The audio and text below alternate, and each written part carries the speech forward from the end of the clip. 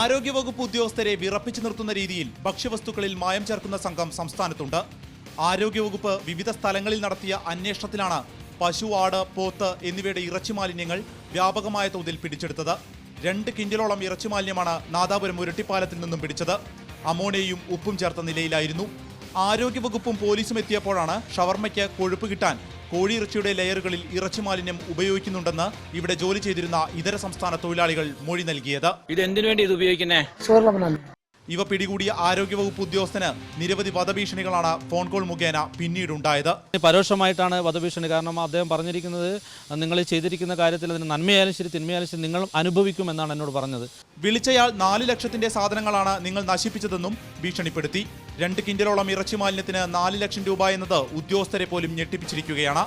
വിദേശത്തേക്കും പ്രധാനമായി ഇവ കയറ്റുമതി ചെയ്യുന്നു. പഞ്ചായത്തിന്റെ ലൈസൻസ് പോലും ഇല്ലാതെ ഷെഡ് കെട്ടി വൃത്തിഹീനമായ രീതിയിലാണ് ഉരുട്ടിപ്പാലത്ത് മൊയ്തു എന്നയാൾ ഇറച്ചി മാലിന്യങ്ങൾ സൂക്ഷിച്ചിരുന്നത്. അതിനായി ആദ്യം സ്ഥലത്ത് വാഴ നട്ടു. പിന്നെ അതിനുള്ള വളമെന്ന് തെറ്റിദ്ധരിപ്പിച്ചാണ് ബിസിനസ് തുടങ്ങിയതെന്നും നാട്ടുകാർ പറയുന്നു. ഉദ്യോഗസ്ഥർ മാലിന്യങ്ങൾ കുഴിച്ചിട്ടപ്പോൾ രാത്രിയിൽ അത് മാന്തിക്കൊണ്ടുപോകാൻ വരെ ശ്രമം നടന്നു. അതിനുള്ള വാഗ്ദാനങ്ങൾ ഇങ്ങനെ: എന്നോട് 20,000 രൂപ തരാം, ഇവനോട് 15,000 രൂപ തരാം, അപ്പുറത്തെ വീട്ടുകാരനോട് 10-30,000 രൂപ തരാൻ പറഞ്ഞിട്ട് ശ്രമം നടന്നു. ഇവയുടെ സാമ്പിളുകൾ ശേഖരിക്കാൻ പോലും ഭക്ഷ്യസുരക്ഷാ ഉദ്യോഗസ്ഥർ ഇതുവരെ എത്താതിരിക്കുന്നതും ദുരൂഹമാണ്. ഷവർമ്മയ്ക്കപ്പുറം ഈ ഇറച്ചി മാലിന്യത്തിന് പിന്നിൽ വലിയ ഒരു ശൃംഖല തന്നെയുണ്ട്. അതിന് വ്യക്തമായ തെളിവാണ് പിടികൂടി മണിക്കൂറുകൾക്കുള്ളിൽ അന്വേഷണ ഉദ്യോഗസ്ഥന് വന്ന തുരുതുര ഭീഷണി ഫോൺ കോളുകൾ. വിശദമായ ഒരു അന്വേഷണമാണ് ഇക്കാര്യത്തിൽ നടക്കേണ്ടത്. ഉരുട്ടിപ്പാലത്തിൽ നിന്നും ക്യാമറമാൻ ജിതേഷിനോടൊപ്പം വിപിൻ സി വിജയൻ, മാതൃഭൂമി ന്യൂസ്.